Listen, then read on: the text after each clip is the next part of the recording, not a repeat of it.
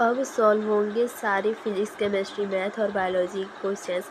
बस जुड़ जाएं सुनीता देवी एकेडमी के साथ by subscribing this educational channel. Hello student, how are you? I hope you all are enjoying Sunita Devi academy.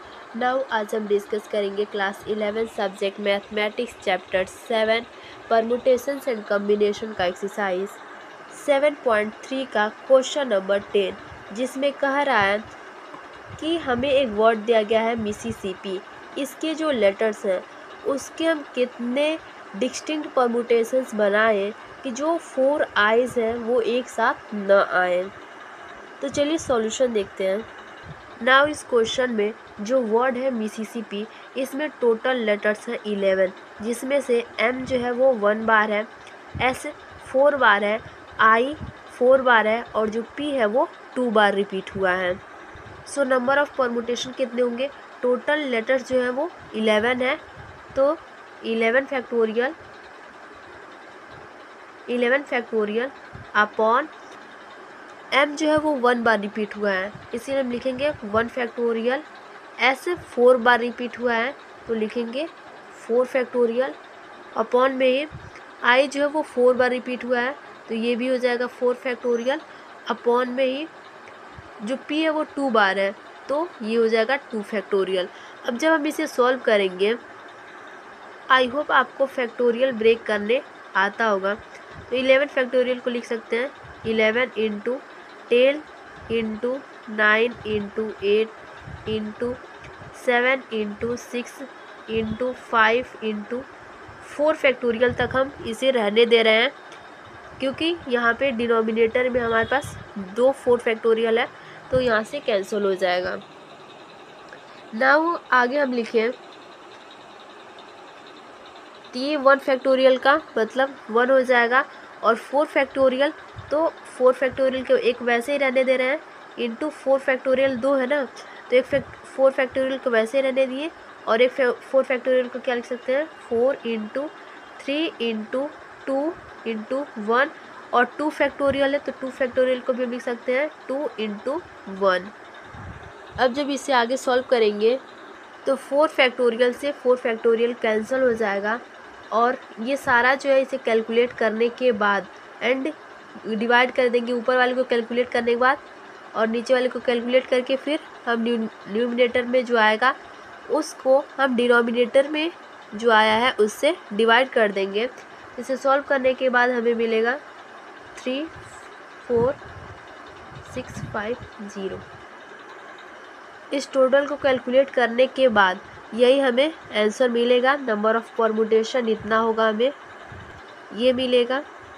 Now question में तो हमसे ये पूछ रहा है कि जो वर्ड मिसिसिपी है इसके लेटर्स को किस तरीके से परमुटेशन में अरेंज करें ताकि जो 4 आइज़ है वो एक साथ न आए। तो ये पता करना इतना आसान नहीं है, इसीलिए हम क्या करेंगे, सबसे पहले ये फाइंड आउट करेंगे कि जो मिसिसिपी वर्ड है इसके जो लेटर्स हैं उसे कितने तरीके से अरेंज करें ताकि 4 आइज़ जो है वो एक साथ आ सके। तो उसके लिए हम क्या करेंगे, लेट अस कंसीडर जब 4 आइज़ एक साथ आएंगी तो वो एक लेटर बन जाएंगे।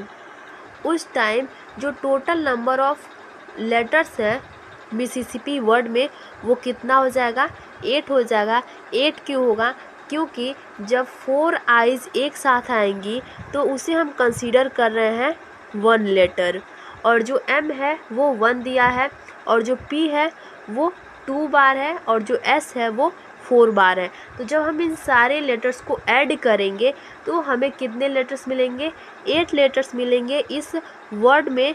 जब हम 4 आई जब एक साथ आएंगी तो उसे 1 लेटर कंसीडर करेंगे। उस टाइम मिसिसिपी वर्ड में टोटल कितने लेटर्स होंगे, 8 लेटर्स होंगे। नाउ अब इस केस में हम नंबर ऑफ परमुटेशन देखें तो टोटल लेटर्स कितने हैं, 8 हैं, तो यहाँ पे क्या हो जाएगा 8 फैक्टोरियल अपॉन जो 4 आई जब एक साथ आ रही है तो उसे हमने 1 लेटर कंसीडर किया है तो ये 1 है तो यहाँ पे हो जाएगा 1 फैक्टोरियल अपॉन m कितनी बार है, 1 बार है तो ये हो जाएगा 1 फैक्टोरियल अपॉन जो p है वो 2 बार है तो ये हो जाएगा 2 फैक्टोरियल और इनटू में ही यहाँ पर s जो है वो कितनी बार है, 4 बार है, तो यहाँ पे हो जाएगा 4 फैक्टोरियल। नाउ जब हम इसे कैलकुलेट करेंगे तो 8 फैक्टोरियल को हम क्या लिख सकते हैं, 8 into 7 into 6 into 5 into 4 factorial तक ही रहने दे रहे हैं। तो यहाँ पे 1 फैक्टोरियल का मतलब 1 हो गया, 1 फैक्टोरियल इसका भी 1 हो गया, और 2 फैक्टोरियल को हम क्या लिख सकते हैं, 2 इंटू 1, और जो 4 फैक्टोरियल है उसे वैसे ही लिख दिए।